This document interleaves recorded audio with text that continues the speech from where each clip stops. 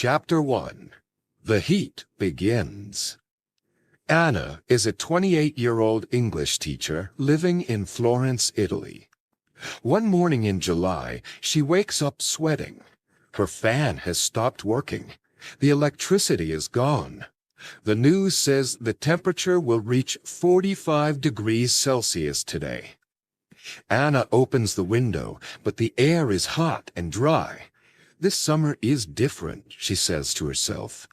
She remembers her childhood summers with gentle sunshine and breezes, but now it feels like a desert. She drinks a glass of warm water and steps outside. The streets are nearly empty. The city is quiet except for the distant hum of air conditioners struggling to work. The usual noise of scooters and cafe chatter is missing. Heat waves shimmer on the asphalt, and even the birds are silent. At the school, students arrive looking tired and already sweating. The principal announces early dismissal due to the dangerous heat. In the classroom, Anna fans herself with a book. The ceiling fan above her head spins slowly before stopping completely. Sweat drips down her neck as she tries to keep her students engaged. They're sluggish and distracted. Luca, one of her brightest and most curious students, raises his hand. "Why is it so hot, Miss Anna?" he asks. She replies, "It's called a heat wave. It happens when the weather is extremely hot for many days." Luca looks confused. "But why now? It's never been like this before." Anna thinks for a moment. She knows the topic is complex but important. "We'll talk more tomorrow," she promises, sensing a teachable moment coming. Another student, Sara, speaks up. "My grandma fainted yesterday. My parents say it's not safe to go outside." On her way home, Anna walks past closed cafes and bakeries. Most businesses have shut early. She passes a newsstand and sees a headline, "Record-breaking temperatures across Europe."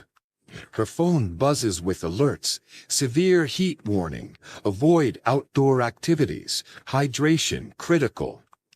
Back at home, she lies on the sofa, a wet towel on her forehead. Even her cat, Luna, hides under the bed to escape the heat. The walls radiate warmth. Anna remembers a summer holiday from 5 years ago when she and friends hiked in the cool mountains. Where did that weather go? She wonders aloud. As night falls, the temperature barely drops. Sleep is hard to find. She scrolls through messages from friends. One in Spain says it reached 48 degrees Celsius. Another in Germany shares a photo of cracked, dry fields.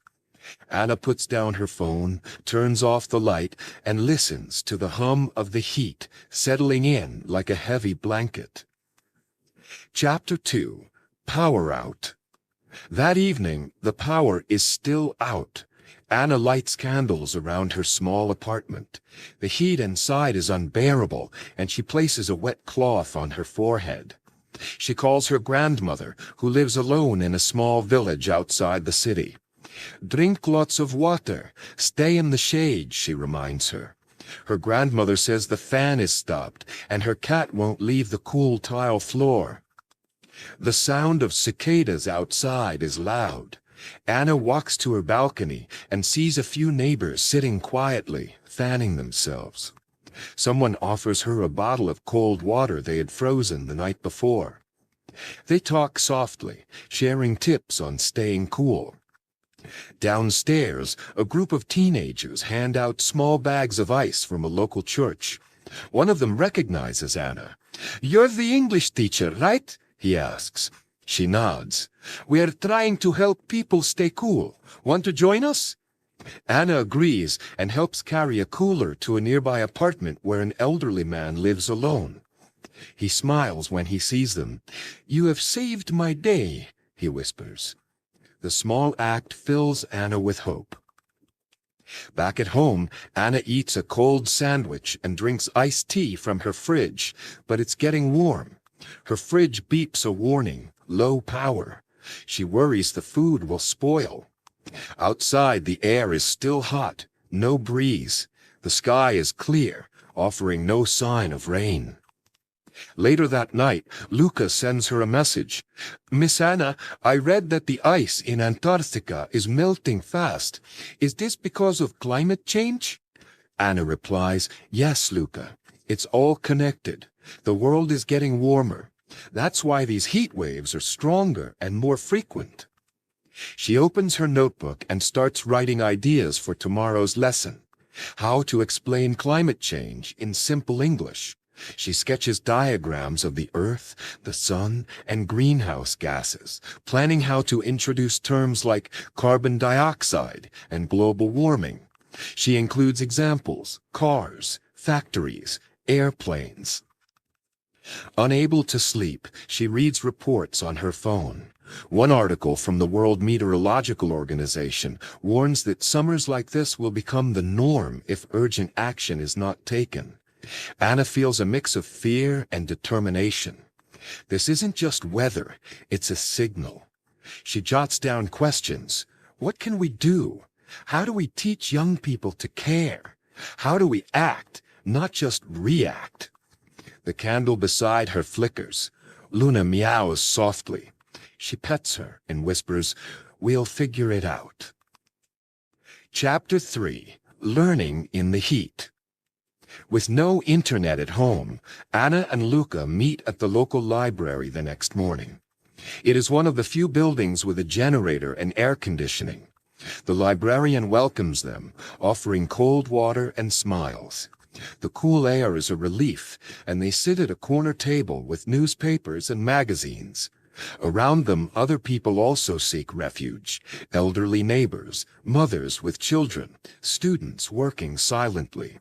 Anna shows Luca some headlines. Over 2,000 people affected by heat in Europe. UK faces water shortages. Southern France records 47 degrees. Anna begins a mini lesson. Let's learn new words: drought, dehydration, blackout, emergency, and sustainability. Luca repeats them slowly. They create flashcards together, drawing pictures to help remember meanings. Anna quizzes him. "What's a drought?" Luca replies, "No rain for a long time. The ground becomes dry." They open a children's encyclopedia and find diagrams explaining the greenhouse effect. Anna explains how gases trap heat in the Earth's atmosphere like a blanket. Luca asks questions and takes notes in his notebook. "So humans made this problem?" he asks. Anna answers gently, "We contributed to it, but we can help fix it too." A woman nearby joins them. She is a nurse and shares how the hospital is full of patients with heat stroke. "We don't have enough beds or fans. Children, old people, even healthy athletes have come in." Luca listens carefully. "Maybe I can help," he says. They stay at the library all afternoon, reading, learning, and discussing how heat waves affect different parts of life: health, agriculture, travel, and energy. Anna helps Luca create a small poster in English: "Stay cool, stay safe," with safety tips and simple vocabulary. Anna notices more people reading the posters they put up. A teenager snaps a picture and posts it online. The library becomes a small center of learning and sharing. Before they leave, the librarian gives them a folder of printed materials about climate change to share with others. As they leave the library, the heat hits them like a wall. But they walk home with purpose, their minds full of ideas. They've planted a seed, and it's starting to grow. Chapter 4. Trouble in Town. Florence is no longer just hot, it is struggling. Each morning the sun rises earlier, fiercer, and the city wakes to an oven of dry heat. The stone buildings that once kept cool now trap the warmth, radiating it day and night. It's been a week since the last breeze. Anna walks to the local pharmacy and sees a line stretching around the corner. People are waiting for bags of ice and electrolyte drinks. A sign on the door says, "Limit 1 bottle of water per person." Inside, shelves are empty. The clerk looks exhausted, handing out water with shaking hands. Fountains across the city have been shut off to conserve water. Parks are brown and dry. Pigeons gather around dry fountains, confused.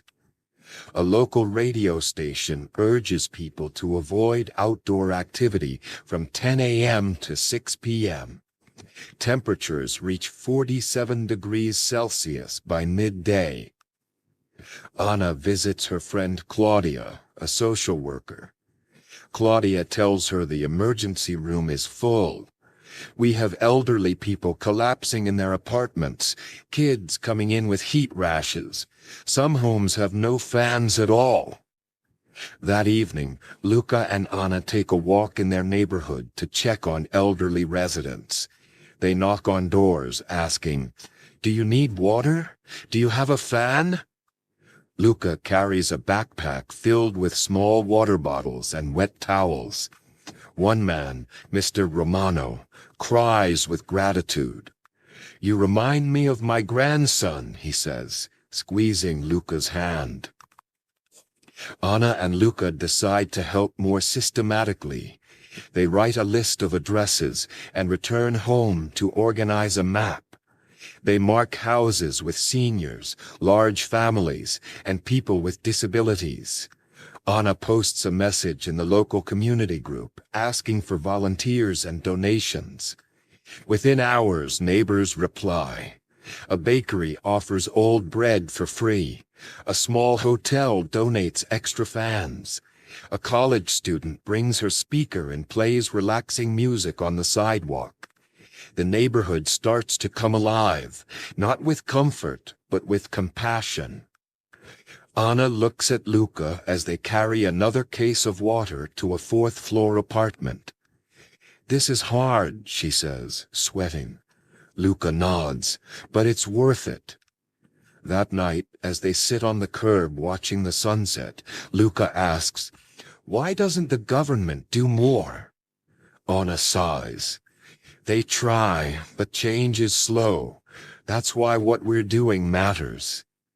The heat hasn't gone away, but now people are no longer suffering alone. Chapter 5. A Plan to Act. The next morning, Anna wakes up early, despite the stifling heat.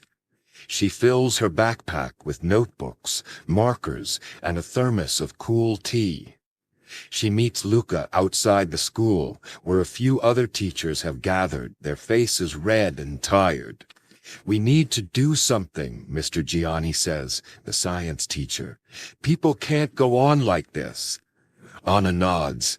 "Let's turn the basement into a cooling center. It's below ground, it stays cooler. We can set up mats, bring fans, and invite people in." The teachers agree. Together with Luca and a few volunteers, they clean the dusty space. They hang curtains, plug in donated fans, and set up water stations. Luca draws posters in English and Italian. "Stay cool, drink water. Come in, rest here. We care about you." The first visitors arrive. An elderly couple, a woman with a baby, a teenage boy on crutches. They sit quietly, drinking water. As the hours pass, more people come. Children color drawings, old men play chess in the corner. By evening, the cooling center is full. Anna gives a short talk about staying safe in the heat, using simple English so children and foreigners can understand. "If you feel dizzy, if your skin is dry, that's danger. Come here. Drink water. We're here to help." Luca records the talk on his phone and posts it online. This can help people in other cities too, he says. The video gets shared quickly. People comment with thanks and ideas from Milan, Naples, even Barcelona. That night, the community holds a candlelit meeting outside the center. People share stories of what they've lost, pets, gardens, comfort, and what they've gained, connection, courage, care. Someone plays guitar, someone reads a poem. We may not control the climate, but we can choose how we respond, Anna says. Chapter 6. Facing the Truth. The next day, Anna brings her laptop to the center and sets up a movie corner for kids. She plays a short documentary called Planet on Fire. Luca and a group of teenagers gather to watch. They see melting glaciers, wildfires, floods, and starving polar bears. Some cover their mouths, others sit in silence. After the film, Anna leads a discussion. What did you see? A world that's hurting, one girl says. Can we fix it?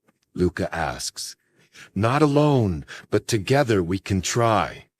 She introduces new English words: atmosphere, pollution, fossil fuels, deforestation.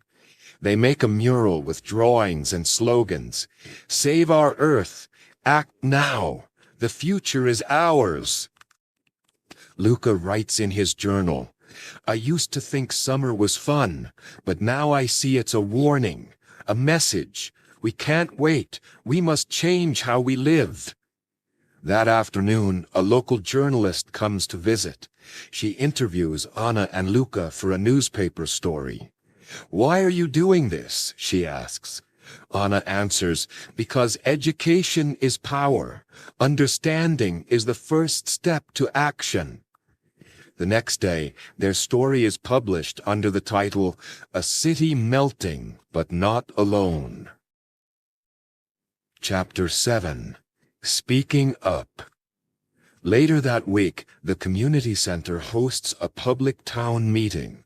The mayor, health officials, and citizens gather under large umbrellas.